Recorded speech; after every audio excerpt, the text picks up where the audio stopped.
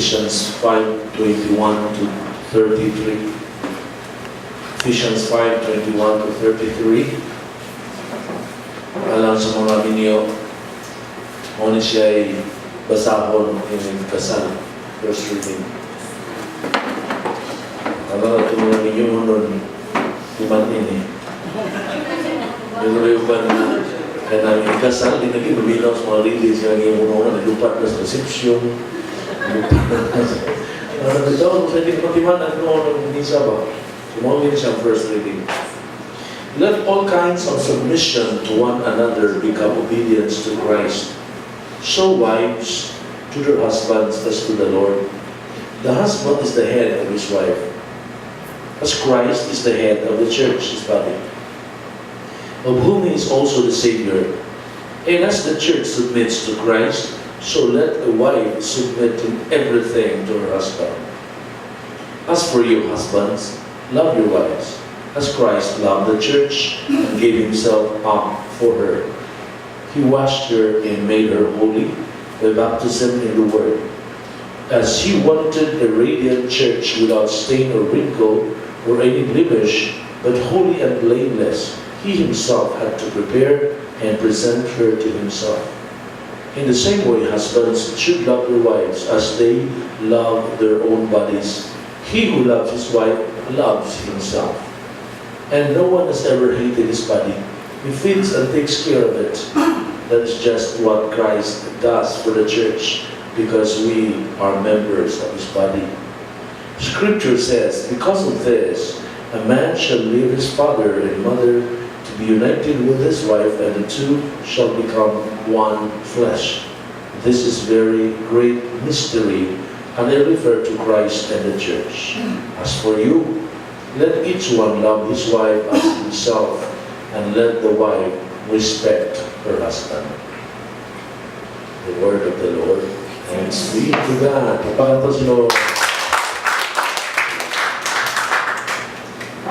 There is a tendency for husbands to be happy. This is some husbands and most husbands' favorite verse part. Pag gusto ko rin asawa, nadi mo rin yun. Ano niya yung asawa. Pero let's put this in the proper context. As we, for example, if you are asked to write something, the way you analyze, the way you understand, perceive, and make judgment, assess situations is influenced greatly by the culture of our time. It's the same thing with St. Paul. Ang culture sa panahon, uso kanya ito ang slavery. That's why the relationship between a slave to his master was something that is not strange to them. They are used to it. Because ang country nila have been slaves and vassals of different states time and again. Ibaw na-under sila sa mga Syrians, then sa mga Babylonians, then naman napasa sa mga Persians, napasa nga ito sa mga Greeks, napasa nga ito sa mga Romans, until they finally declared na Israel sila, and then na yung Palestinians again, the time of Jesus in Palestine, then Israel became an independent state in 1948. It's a long history. Sa ato, bubo naman. Sa ato, mga Kastila, mga Hapon, mga Amerikano, mga Lutra. Ngunit, ang sa ilang, gusto kayo, kay gig-exile sila na usugid sa una ka ng slavery. So if I'm a slave, I will buy you from someone else, another master, then you have no right. I can do anything. Gipalit ka na po. So sa tuwa, personally, wala ta kasuito anak, wala ta kasnapi anak, so we cannot connect. We cannot truly identify ourselves as master or the slave. Kung ang relationship sa husband and wife, sumala sa panglantaw ni St. Paul. We should not take that literally and abuse this statement. Because you see, si St. John Paul II, sa iyang sulat, sa iyang pastoral apostolic letter, August 15, 1988, sulat niya may tungkol sa dignity of women. Matod pa ni St. John Paul II, tingnan siya, all the reasons in favor of the subjection of women to men in marriage must be understood in the sense of a mutual subjection of both. In other words, the husband must be subordinate to his wife just as much as the wife be subordinate to her husband, because Paul's text begins thus, be subordinate to one another. But in different expression.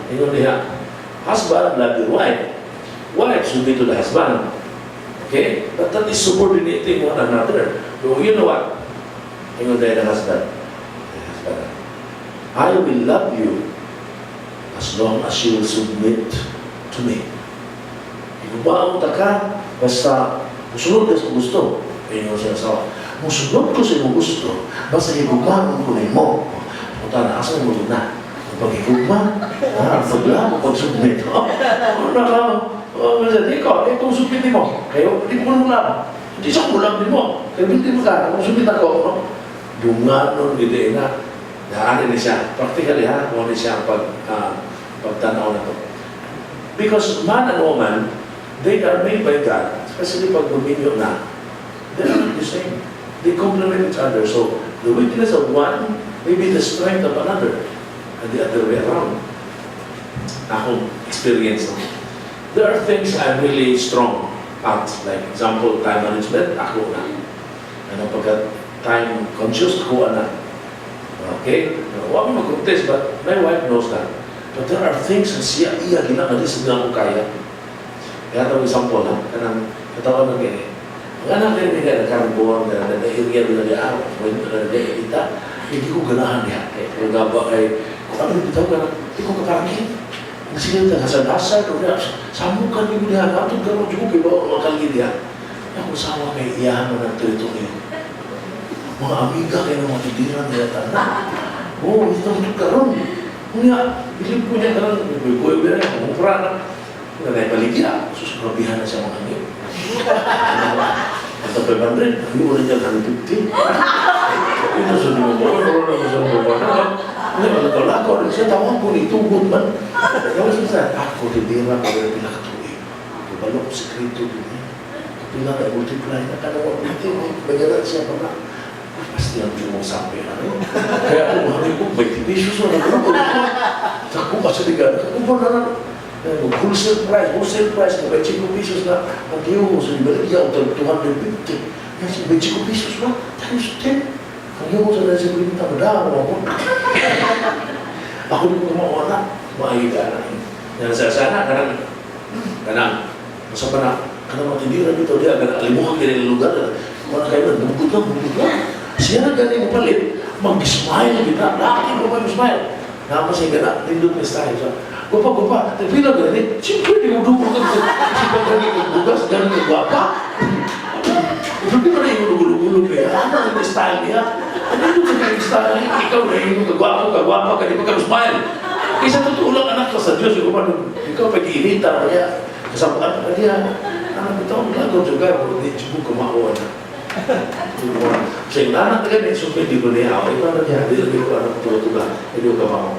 So yung anak, ano na? Oh, pero bisan ganyan sa mga pare, sa parokya, na nila team ministry.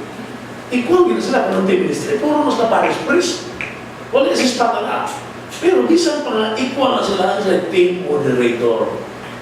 Kung yagaw man niya, ako yung moderate niya, puro ta pares priest, tumutrabo. So, kung naibig ng bagong asawa equal, na ang i-designate niya, head. Siya ay ulo. Pero di mo pwede ang ulo kung ilawas. Mabitaw, Jesus is the head, the body, the church. Ano din? Isa yun ang dana. Wife, submit to your husband.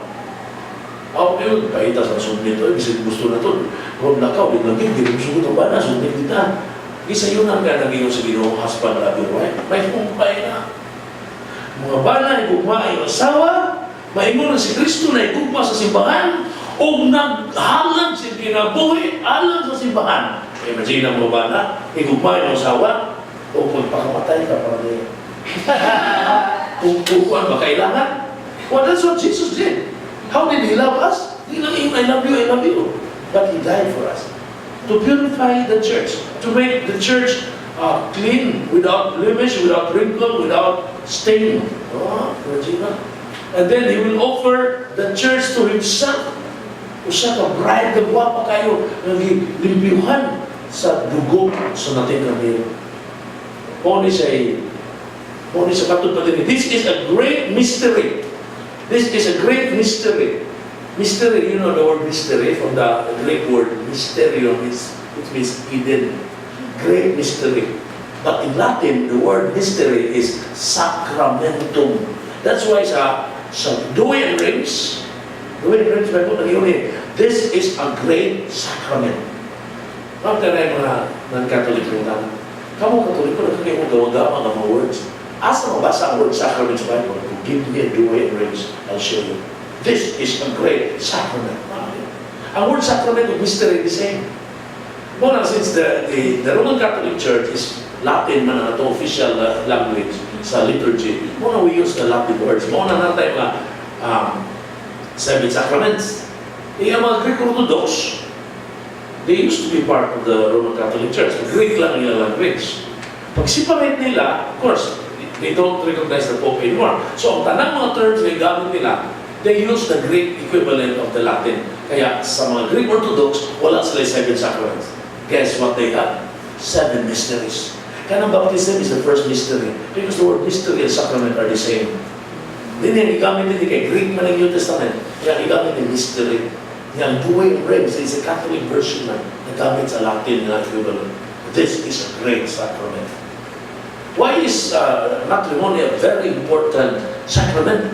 Because this is a sacrament that demonstrates, that makes it concrete, the abstract idea of the relationship between Christ and the church. We can see it. How would you imagine the relationship between Christ and the church? Makita niyo muna sa relationship sa bana o kasawa na nagsubay sa kabukod sa church. Kung samtang naminaw ko sa mga revelation nila, pila ka mga revelations na ang personal na. Ito para ako, dito personal. Ano ka sa sa karon? Ngayon niya ako siguro kasi ano mga personal revelation? Oh, ito na to, di ba? Oh, si Lord, ang sikreto na si Lord sa niya. May tuwiga sa tayo ng personal. Pero dito tayo kaya, hindi ko na makita niya. Ito pa nag-istubihan. That's why the devil hates the family. Makakita niya sa couple nga, labing, bisang maglatugin, magmuli, naghihapon, may pasaylo na. Suyat niya because love is dominating the relationship. The devil cannot love. The devil cannot make a family. Ang nga niya mga alipores, mga hinanib. Hindi siya kay buong pamilya. Kaya for a family to exist, love is the most basic element. Pag walay love, walay family. What is love? So, talking about love, love is the fruit, number 1 fruit of the Spirit mentioned in Galatians 5. Ang given sa Galatians 5:22 sa English Bible, okay? Amazing. The fruits of the Spirit is, sa akong grammar na, RIP grammar. The fruits it is. Dapat the fruits are or the fruit is. Yeah, so si Father Hendricks, sa Bible scholar, and explain, siya sige na lang ato na lang i-tolerate, ato na lang i-exempt sa grammar like, makumugin na sa Greek. Di pa sa particular ato na lang ibutang diha because there is an explanation to that. The fruits singular, the fruits plural is singular. Why? Because there is only one fruit of the Spirit. The Spirit being God and God being love. The fruit of the Spirit is love. It's only one. Nganong fruits na naman. All the others, the 8 others are expressions of this one fruit. Parang na balimbing. Usa ka balimbing ang prutas na ana. Pila ka ana, ubay ni ana. Pila man ka fruit, usa na. See, so diha sa pagtubok nato sa gugma, dili na siya instant kay samaran man ang tao. Remember the 3 levels? The 3 levels of man. First existence sa tao, Adam and Eve, ang tawag na elevated nature. Pagpakasala nila, down, ang tawag na fallen nature. Sa dihang na saved na siya balik, tawag na restored nature. Huwag na mga saints na ito sa ulubod next week. All Saints Day. All of them. All Saints. Inundo ko sa istorya, Yan tungo sa kapaning bumuton. Hindi kapaning bumuton. Kanang, masabi rin siya kasi bumot. Nara to eh, hinalan sa mga kulitos ba, kaya observe. Yan, i-apply, kaya working student siya. So, okay, usap yun. Nanginanglat ko, pero naiupasin ka sa akong pagsuway. Nagsimba ka ba doon? Yes, Father, every Sunday, ko yung mama. Basa kang Bible? Oh, Father. Basa kang Father. Sige, tistingan ka, ha? Matuog ko. Kasi kaya ako mabungod, ganahan ko gimtan mo bumod. Kana kong misis ito, ganahan ko na gimtan mo buban. Parang yan, Diyo na kaya nabahala ko sa kanihapon, bahala ko sa kataon. Gimtan na uban mo, bayan na sa mga anak mo uban. Kada uban, piso. Ako na sa gimtan ka uban na. Kana magbubog nga uban, ikatuloy ko na. Ako feel ko uban. Parang na po, Jesus, ginulos kita ko kayong bisyo eh. Ako paibot at ito sa kita siguro na. Anyways, ito pare ikalong. Ang tanak, kanang santos na, santos. Usa ka santos, hindi ko bumot ha. Usa ka santos, santos, sakit ka isa sa tusa na. Hindi ko ganahan siya iba, gusto ko ibot. Tanan na, ubay mo din ang santos. Ubay timayin man natin yung bumot, ubay timayin. So, okay ba na, kaya. Kung tali, agong na.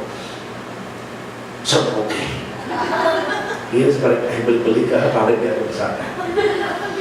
San Vicente, San Mateo, ay nagkantay, San Marcos, San Lucas, nahulot ang yung mga sakto sa pagod ka pa. So, ano na yung bag naman pare, kung mata siguro niya, kaya may siguro kung makawag niya, takas mo na bungod. Pare kayo mo naman nahuyam na. Mata ng gini, buburo pa na yung bungod. Tutos ko santos, ha? Tasakita ka. Tutulog.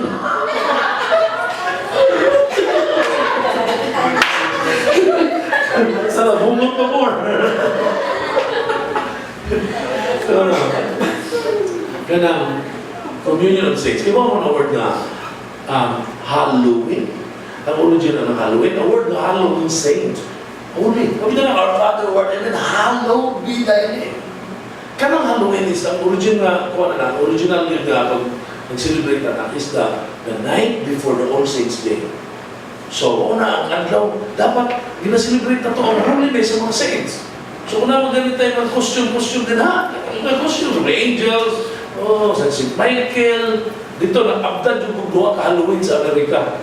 Diba? Kung na-aptul pag yung prayer meeting dito sa St. Philomena Church sa Carson City, California. Dako kayo na lang simbahan yung pinilihan. So, na-prayer group dito. Doon na Brad, Halloween mo ng prayer meeting, pero ma-enjoy na Brad, kaya mag-costume yung tanan. O ba? Sus, yung tao na nag-lead dito. Ang nag-lead si St. Rita. Kasi ano, niyagin pa niya si St. Michael. Nakita siya pako. Ilang costume tanan, pero saint. Talinong-talay mo nag-parade of saints. Oo nga, ako nag-iwan ng costume. Ako na nawa mo, hindi siguro ko hindi. By the way, atin mo sa revival room, kaya atong topic mo ba sa all heaven. Kita ko itong mga sinali ito. What is the glory in heaven?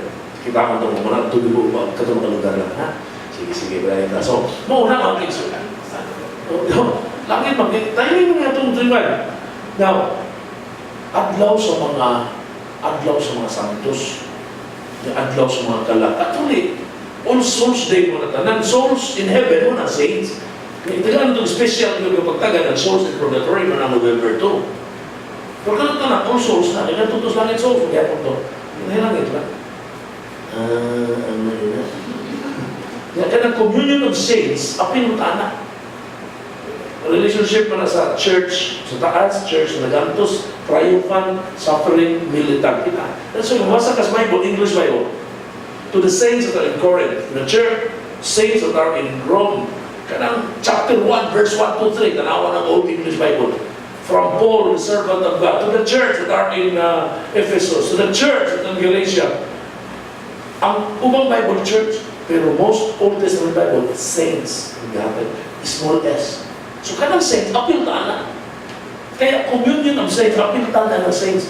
The church is holy. That's why the members are holy. Small s lang, dili capital S. Muna ang mga kaigsunan na itong mga pastor, mga hilig kayo ng gamit na. Listen, saints!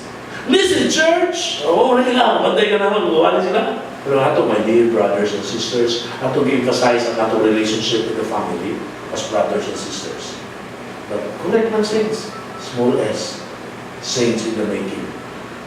Adlaw sa magkalan sa purgatorio, adlaw sa mga sakto sa langit, na may labot ang adlaw sa mga umo. Adlaw sa mga white lady, adlaw sa mga sumbi. Nagko na sila. Adlaw sa mga umo.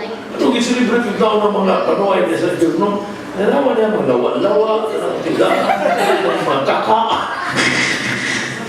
Sa taon na ito, unang hinakunta na, di na akong malimtan itong impressions sa kabisya. Bishop ng Kuala Lumpur, yari siya sa Cebu, kay usa siya sa mga speaker sa Family Congress. Kaya kami mo nag-host ito kami tubidahan mo siya dito sa SM. Karon, actual mo itong padoong ng All Saints Day. Gili dito dito sa mga tindahan, puro lawa-lawa. What does the Catholic Church do here? Ano ko siya? Did you not tell these people this is bad? In fact, Cebu is creed of Christianity. Huwag yung katilutan. Huwag na, makakahiya ba? Iwa na tumida sa bisya kanina. Kasi pumunta na, huwag yung nubag na mo, ismail lang yun. Huwag yung pumunta, wala hindi ka-science po ba? Wala na sa'yo kung sense mo kung Kristiyano, mga Katoliko, follow namin na, just not give glory to God. Ano ba naman, kung tayo mag-ibay mo costume, okay lang mo costume mo biya, mga cartoon characters, mga bata, okay lang sa costume parties, ayaw na lang ng panuway lagi. Okay lang na. Ano? Ito, kita ka ng mga displays, ilang mga nakuha, ilang mga nakapupong ng ulo, ito ba ayun? Muli, ibirno rin. Kung tabi lang ng kapoy, nagpitay ng tao na wala ulo. Ang tao rin. Ang bata mo na gusto mo ano ba? So, may impact niya. So anyways, nakita gihapon mission na kita mo dang trabaho. Amen? So, really excited. Suma, natin kay Sister Diego. Testimonial mo. For the glory of God. Baka sutra. Yeah, so we have a very special topic tomorrow because we developing in heaven. So kung diyan ang udaan ko sa what to expect tomorrow, nag-research ko in more than 300 kabuok na nakasinati of ka na near-death experiences. Kaya na yung doctors still na nag-research niya, ito, tala sila. Doctor, are they not just dreaming or hallucinating? Kaya nito, cannot be.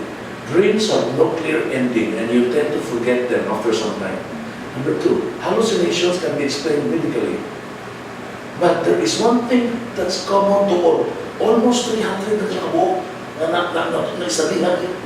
One thing common, aside from the description of their experience of heaven and God and hell and that, their lives were changed when they came back. Actually, pag ang patay mabuhi, kung kita ko luma, nagadagan na, I researched on this, kinikili siya, sa ligang ganyan. Kung patay mabuhi, hindi na siya resurrection. Ang tawag na resuscitation, pagbalik sa ginhawa. Sila sa Roma, ito na-resurrect. There is only one who resurrected, Jesus. Lazarus was resuscitation. Because after that, after some time, namatay ang ulit ito siya. Naguwag ito ko ba, no? Kaya kung nabanaw pa ito siya, ito karubuhi pa ito siya. Ito namatay. Una pa sa labanaw sa Ginoo. Kaya pagkamatay niya, pagkabuhi niya, buhay pa ba Ginoo? Una din siya. So panalitan na nabanaw din siya, yung namatay, assignment. Nagita ko na ito. Ito, i-guess ka rin sa permitting. Sa experience niya, no? So lagi na experience. So, it's really amazing tayo kay mga descriptions sa Bible. Kaya ka magbasa ka sa Bible, especially sa Revelation, ang foundation sa heaven, ang iyang gate made of pearl, tapos kayo pearl, kaniluta ka na. Naagigihin mo ang simulation na computer. According to the description, hindi kita na. Kaniluta ka na sa langit. Different ka ng precious stones ang iyang foundation. May streets in heaven are made up of pure gold as clear as crystal. Asa mo kita gold yung tinawapas bildo? Lubog mo ng gold. Kung ka mo mahilig ng gold niya, gold. Di ko ma-impress na. Dami siya babae, grabe gold, murang siya hepatitis. Napo siya, sister, huwag kanindot siya mga espalto. Siya espalto. Kenapa? Uy, mahal ini berharap, mahal ini, mga 24 karats niya. Oh, lagi, pero espalto naman sa langit, sadar din na ito. Mahilig din ka na, sister, dapat may langit ka. Ikaw yung mabuhong tinanaway dito, di na. Padung mo kita. Dito, we should not stop thinking of heaven. Kay, once you think of heaven, minimize mo na yung mga sala. Kung nga pag ako mamarinig ako, everything that happens. Pero tuon ko ubus sa experience ng mga matay. I thought that it's painful. But based on the experiences of many, especially if you're in a state of grace, tingin ko sa yung sakit. Mga nagpupul maluya. Katong nila nabuhay. Hindi ka ligid na nasa morgue. Na dito, i-injection na siya ng mga chemicals para matuyod siya 3 days. Kaya ang description nila, marang nakaluya, marang kapuya. Yan ito makita ang lawas ng subos. Ang grabe yan. Napito sa kapari, namatay. May basa ba itong experience? Nabuhay po siya. Grabe ba? So yung ka nga, allow given ni Lord para naagi makatel na ito kung saan siya. Although ang ilang description is natuloy, kaya na may limitation na itong words vocabulary. But that's not the idea. You know, sa Bible, no eye has seen, no ear has heard, no heart perceived what God has in store for those who love Him. That is a description of heaven. And who doesn't like to go there? Itulan na tayo yung sikal ito. Uwan, yung baha. Kinikilimutan na ba? Ang legal na ubo, sipon, sakit. Langit is wala na lang. Yan mo na ito paglunan. So, una, ang kaisunan ko, we will keep on praying to the Lord and we will not miss Him. Kaya usa mga anak ang sipyata, kuyaw kayo mo miss na ito. Sayang kayo ba? All these years ng mga anak. Nagpalayan mo lang sige picture. Kaya wala ito memory card, full of storage. Masaya ka sa kusmaya. Wala ito ito. Pilit niya. Kaya wala yung mga makiwak kayo yung mga mas ginawang pangita ng mga bayo. Magsilpi ka mo. Karanawan mo.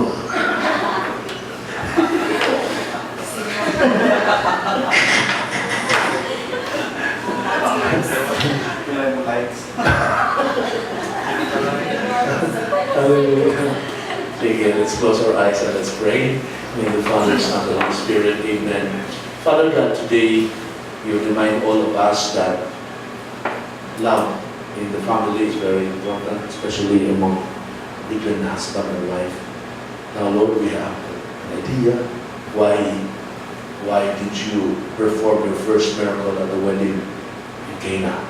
You approved of it and you elevated this wedding from being an ordinary covenant into the level of sacrament. This time, it's not just legally binding, but it is something that is a source of life, source of sanctifying grace that can make the husband and the wife holy. Sanctify our families, Lord. Sanctify marriages, Lord. Sanctify couples. Sanctify our children. Make us come close to your heart, O Lord. Make us love the sacraments, especially the sacrament of the Eucharist, which is the source and summit of our Christian life. I pray, Lord, that in your own good time, things will just happen according to your plan. We are waiting, but at the same time, we are open for your guidance and inspiration. Lead us, Lord. Bring us to where you want us. What you want us to go. Help us to discern your will for us. Thank you for your messages for us, especially the personal messages that you have given to some of our brothers and sisters here tonight, and for the messages for the community and for the world. Continue to pray for our country and for the world, and we pray for a fruitful celebration of Todos los Santos next week, and all souls day as well. Bless all the souls in purgatory, especially the souls of our beloved dead. Eternal rest grant unto them, O Lord, and let perpetual light shine upon them. May they rest in peace. Amen. All the angels and saints of God in heaven, pray for us and protect us always. In the Father, the Son, and the Holy Spirit. Amen. Praise the Lord.